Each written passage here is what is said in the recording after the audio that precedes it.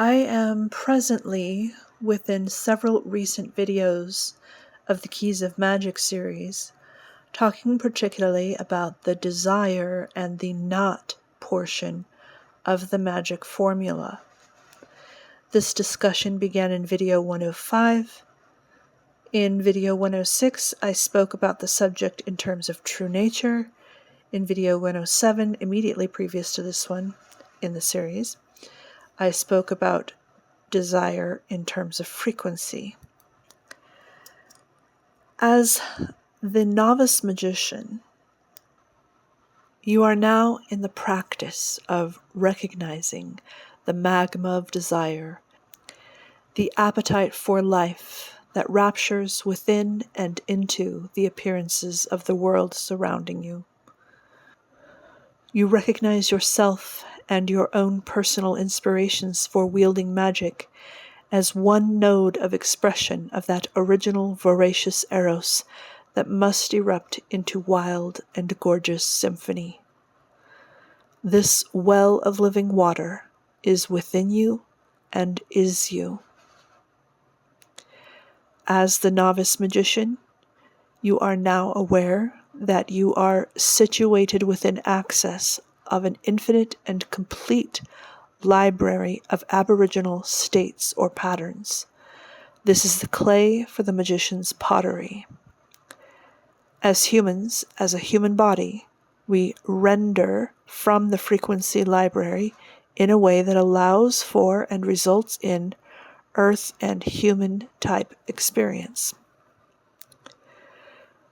Facing such a library is an awesome revelation. Imagine how it feels to walk into a grand library of books, the wow factor of that. But after all, this would be the experience of the library itself. One may stand in awe for a long time in the grand hall, but after a while one has another urge. The full import of the library is to check out one of the books and to begin reading. One is thereby transported into the world and experience of the book. The rest of the library remains, but in the here, space, and in the now, time, there is a limited, although still varied, large, and wondrous book experience. The world we are now within, that we have in English termed Earth, is an elemental world or elemental filter, meaning all skins are constructed in terms of element. Skin or avatar of what? Of that true nature, that deep life. That deep life skins elementally into and through element. The deep mother births her children. And why? For more life, more to love, more fun, more exploration, more gifts, more adventure, more experience. Just because we can, and that's who we are. Magic and magicians. Thus, one way of thinking about how you are going to check out which frequency book or state from the library is to understand that particularity in terms of what elements you are going to call, draw upon, work with, etc. A given combination of elements is a given book. A reminder that I am instructionally using the 4 square element framework: fire, air, water, and earth. Now, these are fundamental elements. However, this is not the only way to think of elements. The 4 square framework will help us learn principles that can be applied in other element frameworks that you may have affinity regarding and may explore. For example, the alchemical elements system. And potentially we may have discussions regarding other element systems in the future as well. All right, let's ask the question of the subject at hand. Is there a not in element? Fire is abundant, water is abundant, earth is abundant, air is abundant. As a magician, no matter where and when you are in the world, there is a way to call upon fire, water, earth, and air in order to create appearance. There's ultimately no barrier to accessing whatever you want from these elements. There is always fire, there is always air, there is always water, there is always earth. There is no lack of element. Where the not is at is that water is not fire, air, or earth. Fire is not water, air, or earth, and so forth. Do you see? The element provides limit and differentiation by its nature, which is a good thing. We can magic with those limits and differences. Elements are the basic construction quanta of appearance. If you have mud, just for an example, you can, at least imaginarily and sometimes actually, extract water and earth from mud. But the reason that an element is that there is no breakdown possible beyond it, except as a frequency code. Water is water. You can't tear water apart and find anything else but code. The same with fire, air, and earth, thinking of earth as mineral. That's why we say element, the basic construction quanta. To keep with our library allegory, you can check out the book of fire, you can check out the book of water, you can check out the book of air, you can check out the book of earth, and of course any combination of such. Let me be very clear. All appearance is some kind of expression or combination of element. So if you have called appearance, you are calling elements. Again, here I am landing on the instructional constituents of fire, air, water, earth, but it could be another element or set of elements. But magic of calling appearance is basically calling the elements that will weave to become that appearance. Thus, a magician has relationship with element, knowledge with element. Now, don't get me wrong, magicians always have an unlimited choice of what to do as an art. Unlimited choice of what they work with. For example, you may want to skew toward one element, say be a fire magician. You may want to work with ether, which would be a different layer and system. Also, your art may be more at the appearance level, and you aren't confronted all the time with constituent elements. For example, you may be a master shipbuilder. That's your magic. But on the other hand, keeping the example of the shipbuilder, they would have knowledge of water and of earth in its wood expression and or metal expression. So there's always the element layer at work, even if it's not top of mind. So in your magic learning, I suggest you need at least the basics of element magic. As well, if magics aren't working to precision, it's always nice to be able to peek into any layer and understand the recipes and conditions there, so that adjustments can be made toward precision. In terms of wielding a formula for a specific appearance, you will and you will not regarding each element and its ratio of contribution or not for that given appearance. And so you have set not for the purposes of a specific wield. But of course you have not obliterated all water, all air, all fire, all earth from the world. There remains abundance to be drawn upon for continued magics. I want to talk back to what we have learned about frequency thus far. A favorite question may be, how do I access frequency? How can I work directly with frequency? And our imagination is that frequency is some digital numerical bits or something like how we would write with alphabets, or how we might make sound with our throats, verbality, or how we might find a secret spot in our brain. I'm telling you that the direct access and alphabet of frequency is the elements. It's, and I hate this term, but I don't know what else to use, but it's a 3D alphabet.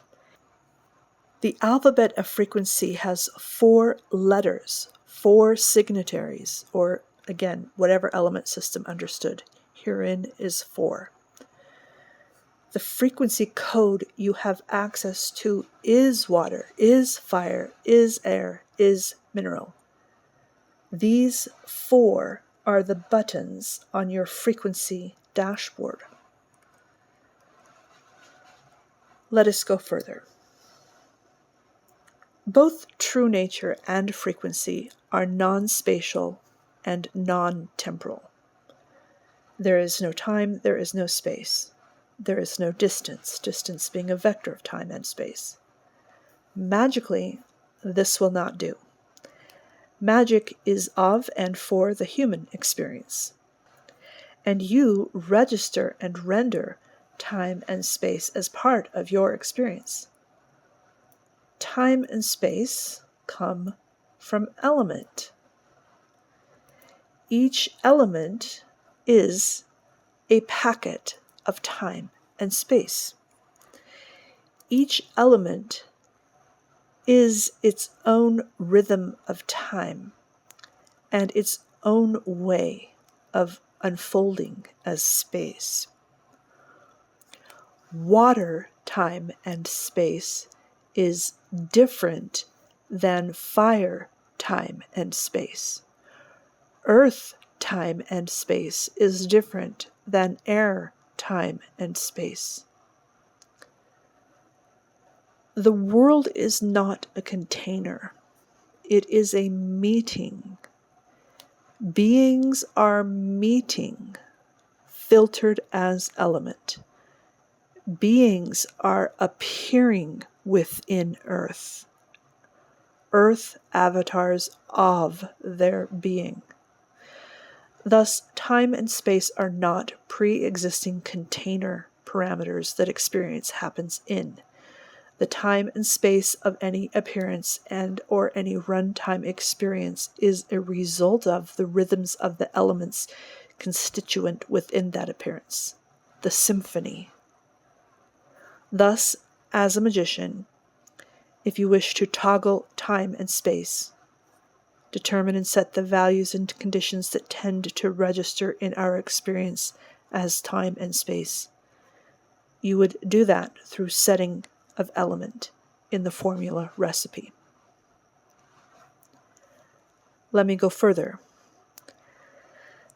As a human, it sounds really cool to have an unlimited deep source of life and an unlimited creation library. But that's not humanly experienceable. If you are human, you are registering time and space. Thus, you want your magic to be in or near that same time and space where you are. You don't want an appearance to show up randomly in another galaxy or somewhere in Ireland, unless you are Irish. You want your appearance to be right here and right now, precisely. You're here and now, or wherever here and now you want to set the appearance. So this is the knot. All the rest of the possibilities have to be knotted out, limited out, not any of the rest of the unlimitedness. An is to this exact here and this exact now. The magician calls true nature and frequency to a location of time and of space. You locate life into a limited expression of it. Your magic is to provide a path and or a vessel for this location of true nature. This is a key. Vessel. You are going to catch a portion of the unlimited into a jar. If you go far enough back into the etymology of the word deception, you get to a meaning that means to hold, meaning a vessel. We make a soft s when saying sept, but it is the same word as cup with a hard k. Magic is to de-cept true nature, to provide a sept or cup or vessel for true nature, to provide a sept for a being of life. The sept is going to be a coordinate of time and space, and that coordinate is set by the management of element. And element itself is the sept, the path and or vessel, element as vessel. The deception or deceiving of non-temporal, non-spatial deep life into a specific location of time and space, where it is still deep life, only with an outfit on, only now in a cup instead of the whole ocean, teasing, prisming a color out of the white of light. The world earth is the coat of many colors. Now, it must be understood that calling element also requires the sept, the cup, the chalice, the vessel, the path for that element. And we will talk more specifics in the future, but I think you can imagine that for fire you need a vessel, such as a candle, to provide a place for fire. A vessel for water might be the banks of a river or a rain barrel. There is so much detail in the magical learning regarding septing, regarding path and vessel, that I can only introduce here. This will get you going in your own ponderings and conversations with your own element masters about what they would like to teach you about themselves, including their rhythms of time and the septs they respond to, that they come to. But the upshot is that if you sept for the element or element combination, i.e. provide path and or vessel for location, you will have called a precision appearance to a time, place, and runtime experience. Septing is calling. Setting or providing the vessel is calling. If it's not already clear in everything I've said, please realize that you as a human avatar are also a sept constituted of element. You have septed, de-septed into element. That is why you have time and have space that you care about populating with preferred appearances. Your body, woven of element, woven of fire, water, air, and earth, thus has the capacity to encounter and interact with other bodies of element. Your elemental avatar registers and renders frequency in terms of the alphabet of fire, water, air, and earth. Experience of and in terms of fire, water, air, and earth. A term is a word. Fire, water, air, and earth are words, and you can create sentences and stories with these words, 3D words, living words. Water, air, fire, and earth, and any elements are living beings. They are themselves. They are singing a melody of life. That they have any effect upon us as humans is due to our human avatar's magical capacity of rendering the code into an effect. That they have correspondent images and sensations that symbolize them is due to the rendering avatar, us, doing the rendering into image and sensation. Your body is water, air, earth, fire. Your body needs water, air, fire, and earth as mineral. How famished we are, hungry and thirsty for the elements to become a part of us. Such desire. We desire the elements so preciously that we would unbecome our human elemental selves without them. Come to me, we call. Appear. I would drink water. I would feel the heat of the sun. I would breathe air. I would stand tall with my bones of mineral. Come near to me. Come into me. Be with me. Be me. Each element has desire within themselves as well. The desire of water is to water, to sing that song, that melody of time and space. Fire, air, and earth too have desire that is inseparable from being themselves. And as they are themselves, they give life. Their desire is their giving. The elemental bodies of all the earth beings are due to the giving of life of the elements, our elder siblings, the first children of the mothers. Master Fire, Master Water, Master Air, Master Earth. I've said a lot, much of it new keys. Please don't necessarily try to mentally figure this all out. Let it simply be with you and sink in, distill and synergize. You are in a spot of your novice stage where I am adding more keys so that you know more than you once did if you've been listening to the series, but less than you will if you continue to listen to the series. So it's a transitional state.